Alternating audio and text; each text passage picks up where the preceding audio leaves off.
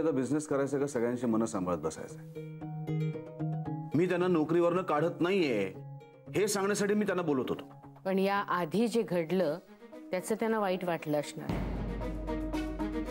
मुळात अरविंदला हे ज्या पद्धतीने कळलं ना तेच चुकीचं आहे. पेपरमध्ये जाहिरात आली, इंटरव्ह्यूसाठी माणसं आली आणि मग त्यांना सांगण्यात आलं, तेही नवऱ्यांच्याकडनं. म्हणजे तुला असं म्हणायचंय की ही सगळी चूक माझी आहे? तसं नाही अविनाश, मी फक्त अरविंदना काय वाटलं असेल ते तुला सांगते. मी ओळखते त्याला.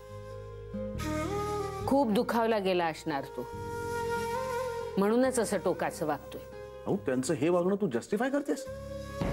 नाही अविनाश, पण मी तुला हे समजवण्याचा प्रयत्न करतेय की आपल्या एम्प्लॉईचं, आपल्या माणसांचं मन जाणून घेणं हेही बिझनेसमध्ये महत्वाचं आहे. फक्त कमर्शियल दृष्टिकोन ठेवून नाही चालत. बिझनेसमध्ये माणसांची, मनांची पण गुंतवणूक असते.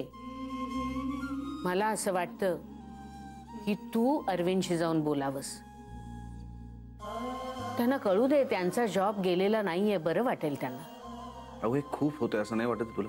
नाही, कारण या माणसांनी आपल्या कंपनीसाठी जे काही केलंय ना त्याच्या तुलनेत आपण त्यांच्यासाठी काहीच केलेलं नाही.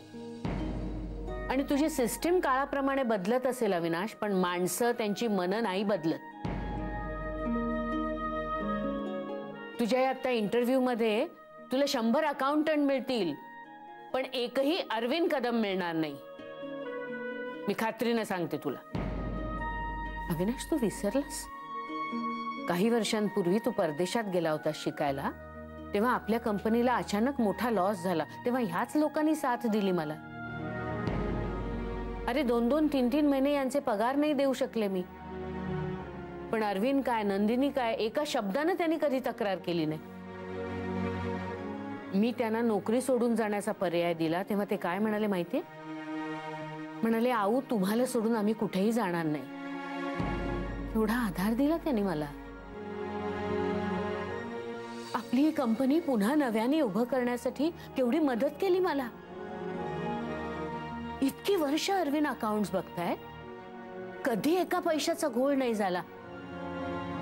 कुठल्याही टॅक्सला, रिफंडला कधीही लेट झाला नाही.